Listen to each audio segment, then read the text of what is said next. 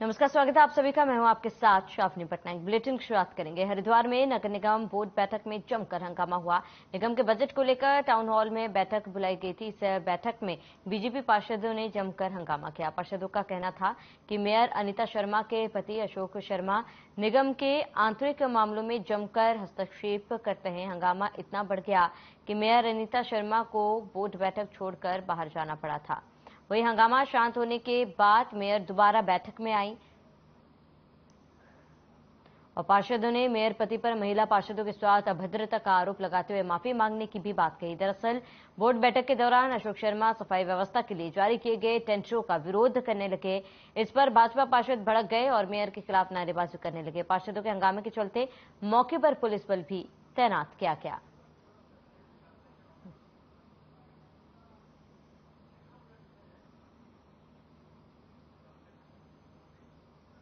आपको मीटिंग छोड़ के बाहर जा रहे हो, आप लोग उनके पास में कुछ कर रहे हो, हंगामा कर रहे हो, धरना दे रहे हो, आपको क्या मतलब है?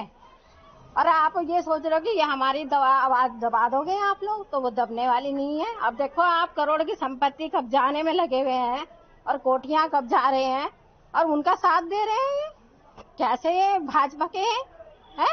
सरकार तुम्हारी है तो एक तरफ मुख्यमंत्री जी का हम सम्मान करते हैं कि वो जमीन खाली करवाओ, सरकारी जमीनें, और तुम सरकारी जमीनों पर कब्जे करवा रहे हो, क्योंकि इनकी सभी की साठगांठ है।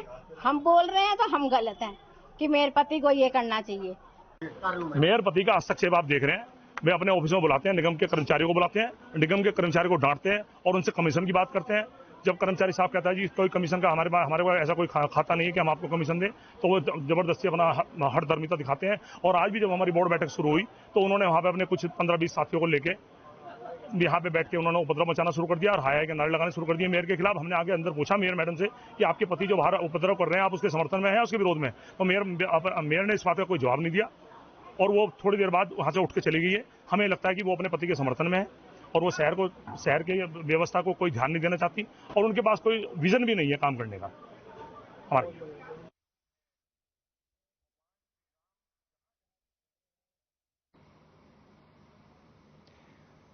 यात्रियों के बढ़ते दबाव को देखते हुए प्रदेश सरकार द्वारा हरिद्वार में पॉट टैक्सी और हर की पेड़ी कॉरिडोर की योजना लाई जा रही है। पॉट टैक्सी को लेकर डीपीआर तैयार भी हो चुकी है, लेकिन इस बीच हरिद्वार के व्यापारियों का पॉट टैक्सी के रूट को लेकर विरोध लगातार बढ़ता जा रहा है। व्यापारियों ने पुरानी सब्जी मंडी में पॉट टैक्सी के रूट को बाजार की जगह गंगा किनारे बनाए जाने की मांग को लेकर काली पट्टी बांधकर प्रदर्शन भी किया है। वहीं बता दें कि व्यापारियों का कहना है कि शासन प्रशासन से कई बार पोर्ट टैक्सी के रूट को लेकर बात की जा चुकी है। व्यापारियों ने कहा है कि किसी भी कीमत पर पोर्ट टैक्सी के रोड को बाजार से होकर नहीं जाने दिया जाएगा, फिर चाहे इसके लिए उन्हें बाजार बंद कर अपने दुकानों की चाबियां जिला प्रशासन को क्यों ना सौंपनी पड़े।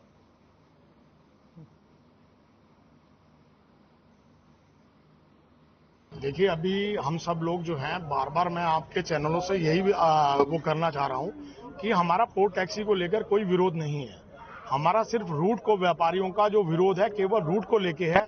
ये हरिद्वार के सारे व्यापारियों का मानना यह है कि जब हमें एक रूट गंगा किनारे मिल रहा है तो शहर में तोड़फोड़ ना होकर उसी रूट से उसको ले जाया जाए, जो सबके लिए अच्छा रहेगा। और इसमें आने वाले जो तीर्थ यात्री हैं उनको भी आनंद आएगा। अगर हम उनको घाट की तरफ से लेके जाएंगे गंगा जी की तरफ से तो उनको व्यू भी अच्छा मिलेगा और हरिद्वार का सौंदर्य भी देखने को मिलेगा। अगर हम अपर रोड से निकालेंगे, एक तो इसकी प्राचीनता भी खत्म होगी और टूट फूट भी होगी। इससे व्यापारी को नुकसान भी होगा और आपको मुआवजा भी देना पड़ेगा। अगर हम गंगा जी की साइड से लेके जाएंगे, वो सरकारी जमीन है, ना तो सरकार को पैसा देना पड़ेगा और लोग जो उसमें पोर्ट टैक्सी का जो आनंद लेंगे वो गंगा जी की तरफ बहुत ज्यादा आनंद आएगा। ये व्यापारियों का सोचना है। देखिए भाई साहब, व्यापारी किसी भी स्थिति में जो ये पोर्ट टैक्सी का रूट है इसे बर्दाश्त नहीं करेगा, क्योंकि अगर पोर्ट टैक्सी का रूट अपर रोड से या हमारे शिव मूर्ति से स्टार्ट होता है तो उसमें निश्चित ही व्यापारियों का नुकसान होगा। अगर प्रशासन हट निर्मितता दिखाते हुए रूट ये करता है तो व्यापारी पूर्ण रूप से बाजार बंद करके अपनी दुकानों के बाहर सड़क पे बैठा रहेगा।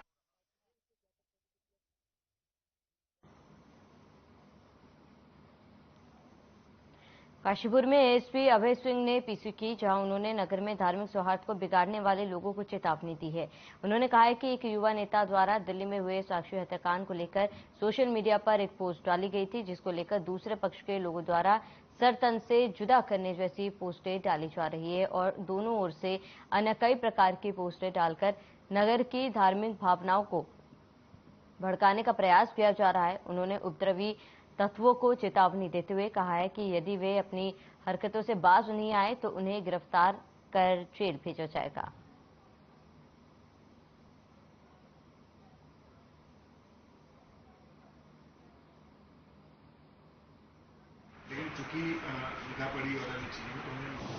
देखिए, अभी ये घटना दिल्ली में हुई थी, उसके संबंध में एक व्यक्ति के द्वारा यहाँ पे पोस्ट की गई थी।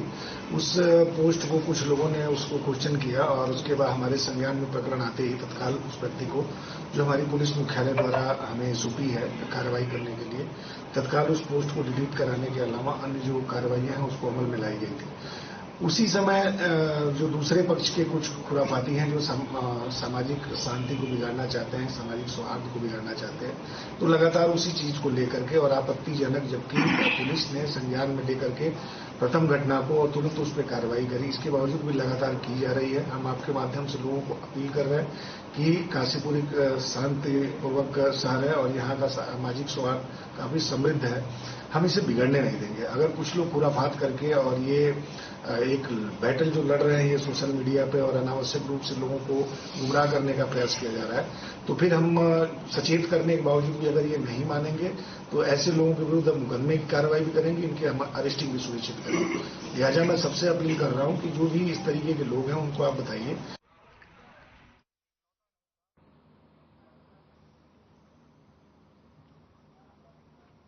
वहीं G20 की तीसरी बैठक के दौरान त्रिवेणी घाट पर मां गंगा की आरती के लिए पहुंचने वाले विदेशी डेलीगेट्स की सुविधाओं के मद्देनजर एटीएम ने त्रिवेणी घाट का निरीक्षण किया। उन्होंने तमाम विभागों के अधिकारियों को 25 जून तक अतिक्रमण हटाने और त्रिवेणी घाट का सौंदर्यीकरण करने और घाट से अव्यवस्थाओं को दुरुस्त करने के निर्देश दिए थे।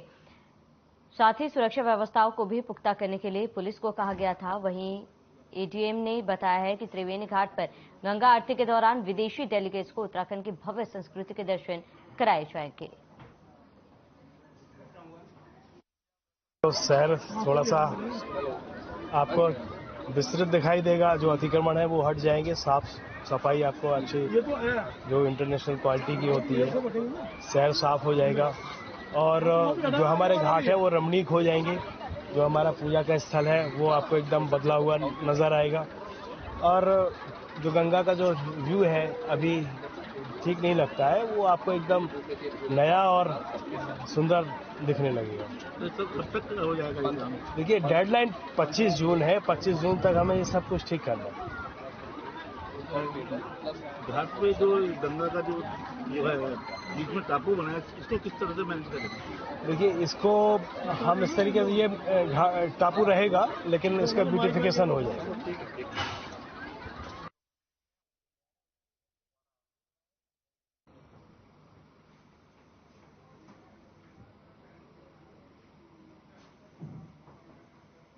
वहीं रुड़की के सिविलियन कोतवाली में सोलानी नदी शमशान घाट समिति के पूर्व अध्यक्ष अमित अग्रवाल के खिलाफ 2 दिन पहले मंगू सिंह राणा के द्वारा करीब 10 लाख रुपए के गबन का मुकदमा दर्ज कराया गया था, जिस पर अमित अग्रवाल ने अपना पक्ष रखते हुए कहा है कि समिति के महामंत्री के द्वारा समिति के रुपयों को खर्च किया गया है, जिसका उनके पास सबूत है। उन्होंने कहा है कि उनके खिलाफ जो दर्ज पूरी तरह से राजनीति से प्रेरित है और मुकदमा दर्ज कराने वाले मंगू सिंह राणा को गुमराह किया गया है। उन्होंने कहा है कि उनके पास सभी सबूत मौजूद है, इसमें वह दोषी साबित नहीं होते, उनके खिलाफ झूठा मुकदमा षड्यंत्र के तहत दर्ज कराया गया है।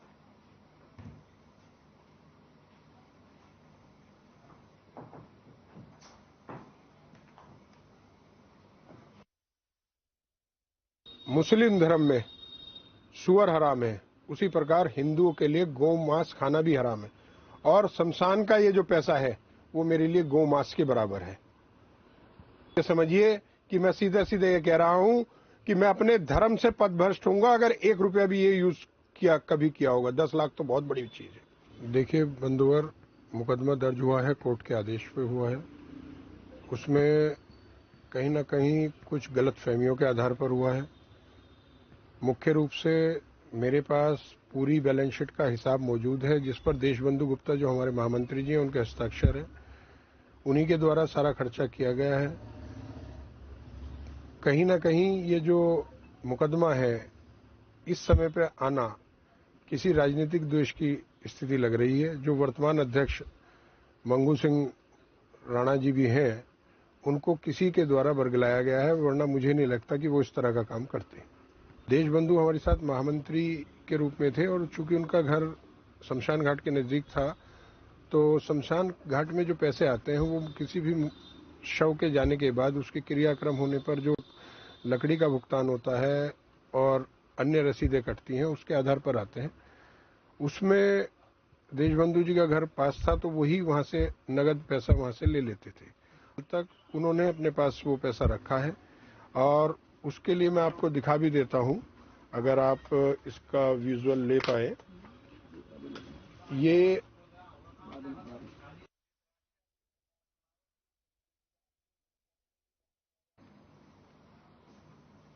वहीं सीएम पुष्कर सिंह धामी के इस बार के चंपावत दौरे में अनोखी पहल देखने को मिली। सीएम के निर्देश पर पार्टी के स्थानीय पदाधिकारियों और कार्यकर्ताओं का सहभोज आयोजित किया गया। इस सहभोज की विशेष बात यह रही कि सभी लोग अपने अपने घरों में टिफिन लेकर आए और टिफिन साझा भी किया। प्रदेश में ऐसा पहली बार किया गया है। सभी ने जमीन पर बैठकर साथ खाना खाया था। वहीं सीएम धामी ने कहा है कि घर से टिफिन लेकर साथ बैठकर भोजन से पारस्परिक सद्भाव, आपसी समन्वय व सहयोग की भावना जागृत होती है। चंपावत को आदर्श जिला बनाने के लिए सभी को मिलकर प्रयास करने हैं। गौरतलब है कि चंपावत विधानसभा जीत के 1 वर्ष पूर्ण होने पर सीएम पुष्कर सिंह धामी चंपावत दौरे पर थे और इस दौरान उन्होंने करोड़ों की योजनाओं का लोकार्पण और शिलान्यास किया था। इस मौके पर भाजपा जिलाध्यक्ष श्री निर्मल महारा, वहीं अध्यक्ष श्रीमती ज्योति राय सहित तमाम वरिष्ठ व भाजपा के जिला अधिकारी और पदाधिकारी कार्यकर्ता मौजूद रहे।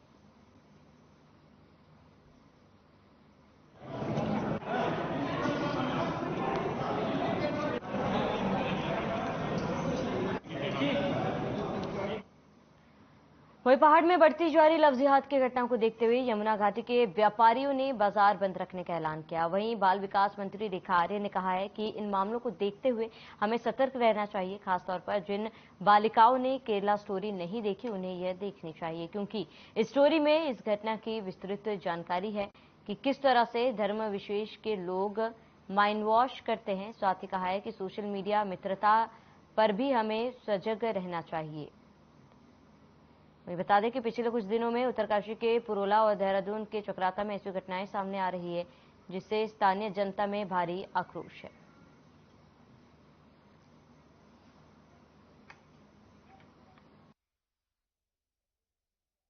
देखिए, मुझे लगता है कि उत्तराखंड एक देवभूमि है और इस देवभूमि को कुछ लोग जो है कलंकित करना चाहते हैं। कुछ लोग अपनी गलत मंशा के साथ में गलत आचरण को अपनाते हुए देवभूमि के आचरण के विपरीत आचरण को अपना रहे हैं। मुझे लगता है कि हम लोगों को ही सजग होना चाहिए। हम उत्तराखंडियों को ही सजग हो जाना चाहिए और खासकर बेटियों से तो मैं ये कहूंगी कि यदि आपने द केरला स्टोरी नहीं देखी है तो प्लीज उसको देखने का काम करें। द केरला स्टोरी में वो सब घटनाएं हैं, वो हिंदू लड़कियां हैं जिनको किस प्रकार से भ्रमित करके, माइंड वॉश करके, किस प्रकार से उनको कौन सी दिशा की ओर डाइवर्ट किया जाता है, यह सब हम लोग देख रहे हैं। तो इसलिए मेरा आग्रह रहेगा बालिकाओं से, महिलाओं से कि हम सब लोग जो है अलर्ट रहें। आज का समाज जो है वो बड़ा ही शातिराना ढंग से हमारी बेटियों को या महिलाओं को, जो कि बहुत मासूम मन की होती हैं और जो कि भोले मन की होती हैं, उनको भटकाने की कोशिश करते हैं। सोशल मीडिया के माध्यम से की गई मित्रता पे भी हमें सजग रहना चाहिए और बेहतरीन तो मैं यही कहूंगी कि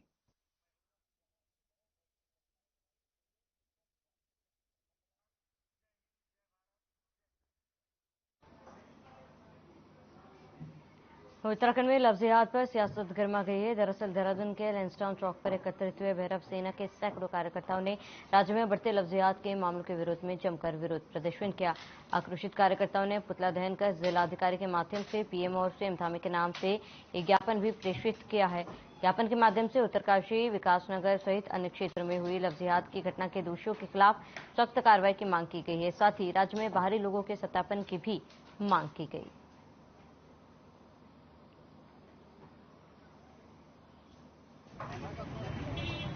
जैसे कि आप लोगों को मालूम ही होगा उत्तरकाशी घटना कैसी घटना घटी वहाँ पे और किस तरह से यहाँ पे उत्तराखंड में लव जिहाद चल रहा है। वैसे तो ये मामले लगातार आते रहे हैं, लेकिन जब से मतलब हम ये कह रहे हैं कि जब से 10 केरला स्टोरी आई है तब से आम जनमानस भी समझ गया है कि लव जिहाद क्या होता है।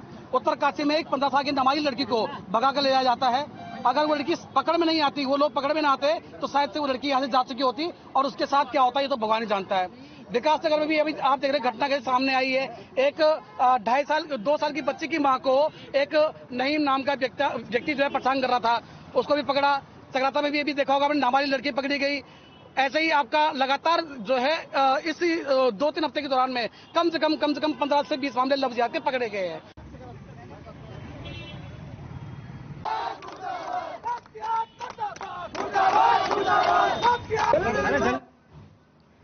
दिनेशपुर के नगर पंचायत सभागार में अतिक्रमण हटाए जाने के मुद्दे को लेकर गदरपुर के विधायक अरविंद पांडे ने व्यापारियों के साथ बैठक की।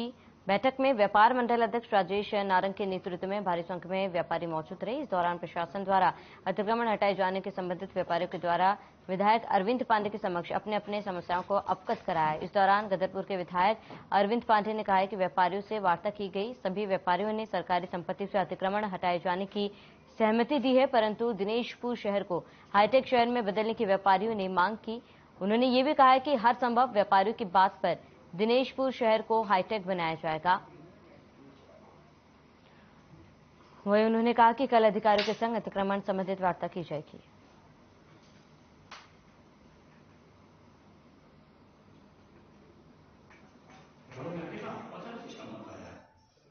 दिनेशपुर शहर के सभी व्यापारी एक मंच पर इकट्ठे हुए और इन्होंने इस बात की मांग की कि शहर हमारा अतिक्रमण से मुक्त होना चाहिए, लेकिन अतिक्रमण हटने के पश्चात यह शहर व्यवस्थित बनना चाहिए। सही जगह पे नाली बननी चाहिए, सही जगह पे फुटपाथ बनने चाहिए, फैंसी हाईटेक लाइटें लगनी चाहिए, ताकि जो अन्य शहर जैसे आगे बढ़ रहे हैं, डेवलप हो रहा है, ऐसे दिनेशपुर भी शहर हाईटेक होना चाहिए। इस कड़ी में सभी व्यापारियों ने सहमति दी है कि जो सरकारी जमीन पे जो अतिक्रमण है वह हटे तो हम सहमत हैं, लेकिन हटने के साथ साथ व्यवस्थित शहर बनना चाहिए। इन व्यापारियों की बातों से मैं सहमत हूं और मैं यथाशीघ्र अपने प्रदेश के मुख्यमंत्री जी से मिलने के पश्चात दिनेशपुर शहर को पर्यटन केंद्र गुलरभोज जलाशय, जो आज इंडिया का एक प्रमुख डेस्टिनेशन सेंटर बन चुका है, उससे जोड़ने के लिए हाईवे को जाफरपुर से लेकर दिनेशपुर, चक्की मोड़, गुलरभोज होते हुए डेस्टिनेशन तक की सड़क को हम पहुंचाएंगे। उसी कड़ी में दिनेशपुर शहर को हाईटेक शहर बनाया जाएगा। बाजार में अतिक्रमण हटाने का जो प्रशासन का आदेश आ रखा है कि इस तरह से शहर में अतिक्रमण हटाया जाएगा, तो आज क्षेत्रीय विधायक एवं व्यापारियों की बैठक हुई है। बैठक में जो विधायक जी ने ये कहा है कि पहले इनकी व्यवस्था पूरी की जाएगी, जो शहर को सुंदर कैसे बनेगा, सुंदर बनाया जाएगा और उसके बाद में अतिक्रमण हटाया जाएगा। जो भी व्यापारियों के बीच में और अधिकारियों के बीच में तय होगा, उस तरह से अतिक्रमण हटाया जाएगा। कि और हमारा प्रयास यही रहेगा कि बाजार में पीला पंजा ना चले और व्यापारी जितना भी शासन प्रशासन अतिक्रमण उसमें माननीय विधायक जी से कहा भी गया है और उसमें जो भी ऐसी कोई स्थिति होगी उसको देखते हुए फैसले लिया जाएगा। ऐसा कोई काम नहीं किया जाएगा कि अभी मान लो अगर अधिकारी इस पर सहमत होते ही नहीं है कि साहब 20 मीटर ही लेनी है तो फिर उस पर विचार किया जाएगा। लेकिन ये काम नहीं होगा कि आज तोड़ लें, फिर 6 महीने या साल बाद 2 साल बाद फिर तोड़ लें, ऐसा कार्य नहीं होने दिया। सारे व्यापारी इस पर सहमत हैं और सारे व्यापारी को सहमति से ही हम लोग जो है इस कार्य को करेंगे।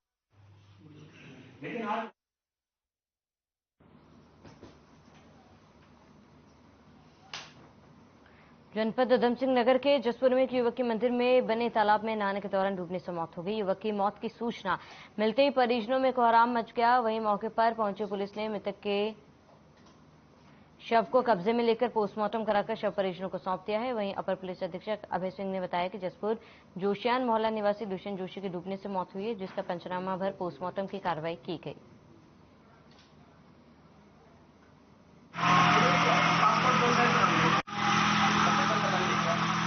देखिए, भोगपुर डैम जसपुर में है, उसके बगल में एक तीर्थ नगर है, वहीं पे एक प्राचीन शिव जी का मंदिर है। इसमें वर्ष में वहाँ पे मेले का आयोजन होता है। कल आसपास के लोग वहाँ पे मेला देखने के लिए एकत्रित हुए थे और हमने भी पुलिस की पर्याप्त व्यवस्था करी थी। वहीं पे भोगपुर डैम है और लगातार हमारे द्वारा अनाउंस भी किया जा रहा था कि इसमें जाने से बचे, क्योंकि वहाँ पे आड इवन टाइप का वहाँ पे गहराई भी है। इसी में जोशियान मोहल्ले का एक दुष्यंत जोशी नाम का लड़का जो कि 35 साल का था।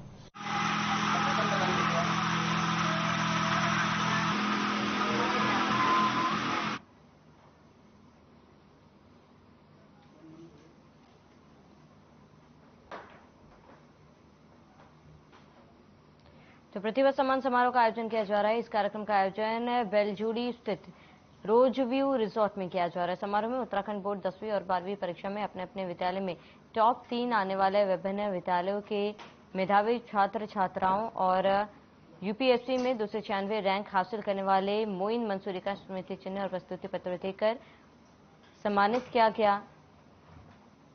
और इस दौरान स्वास्थ्य और शिक्षा के क्षेत्र में अपनी पूर्ण कर्तव्यनिष्ठा और समर्पण भाव से अपने उत्तरदायित्वों का निर्वहन करने के लिए चिकित्सकों और शिक्षकों को भी सम्मानित किया गया।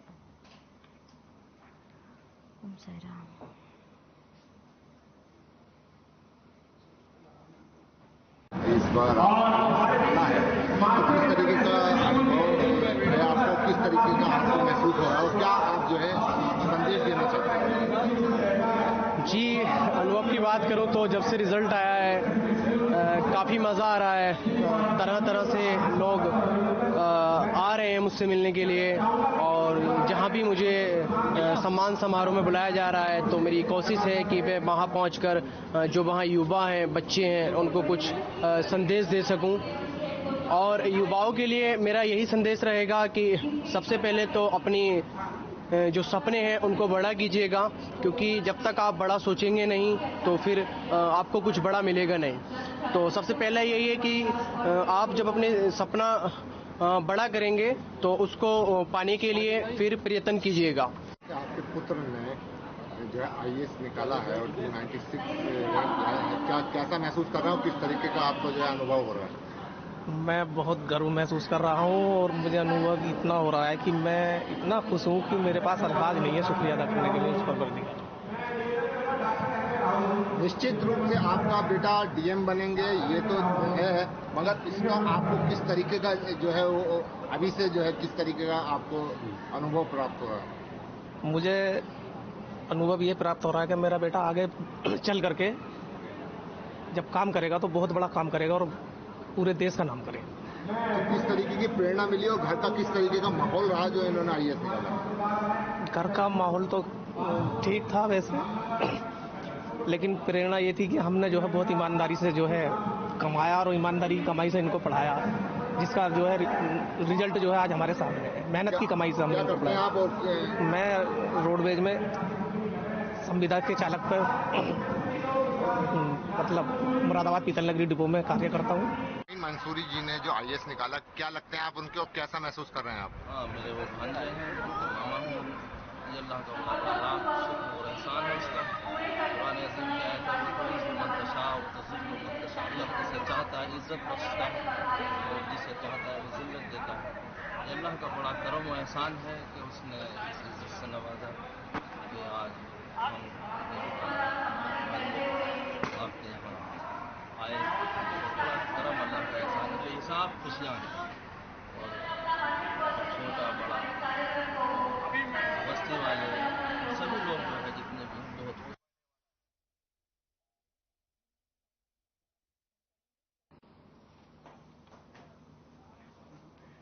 रुड़की के गंगनहर कोतवाली क्षेत्र में गंगनहर के ऊपर बने नीले पुल के पास एक अज्ञात व्यक्ति का शव बरामद हुआ है। एक पेड़ कुछ दिन पहले आंधी में गंगनहर में गिर गया था।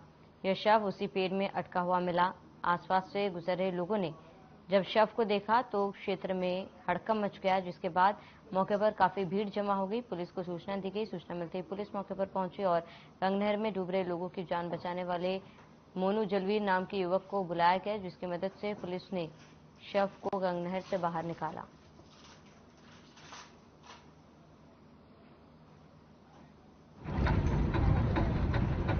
पास मिली है, यहाँ पेटी गिरी पड़ी लिफ्ट के 2 नहर के अंदर, यूँ वहाँ फंसी पड़ी थी। आज जरा पानी गंगा जी से पानी कम होया था, इस मारे वो बॉडी नजर आ गई। किसके द्वारा सूचना मिली आपको? ये तो मुझे पुलिस के द्वारा मिली है। वहाँ रावल कन्या थाने में फोन आया था, तब गया हूँ बॉडी निकालने में। सुबह टाइम 7:30 गैस से बॉडी लावारी से भी बॉडी ने सीधे हाथ में कड़ा पहन रखा है और कलावा बंधा हुआ है।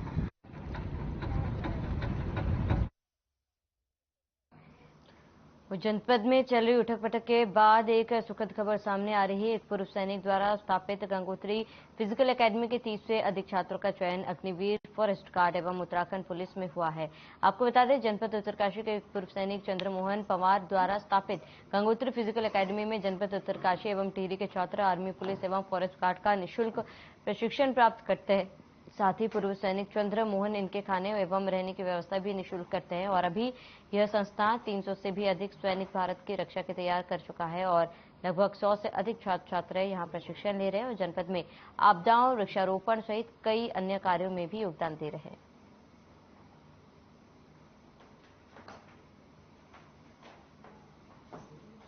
चंद्रमोहन सिंह पवार जी का बहुत बहुत धन्यवाद करता हूं और हमारे सैनिकों के लिए वो एक प्रेरणा के स्रोत हैं, क्योंकि अपने दम पर दूर दराज के गरीब बच्चों को निःशुल्क ट्रेनिंग दे रहे हैं और 100% बच्चे सिलेक्शन भी हो रहे हैं। इससे बड़ी गर्व की बात हमारे लिए क्या हो सकती है कि हमारे साथ एक जो पूर्व सैनिक पूरा अपना सर्विस करने के बाद बाकी जो यहाँ पे रिटायरमेंट के हम नौकरी न करके बच्चों को ट्रेनिंग दे रहे हैं, उनको आवास दे रहे हैं, उनको खाना दे रहे हैं और ये सभी चीज निःशुल्क दिया जा रहा है।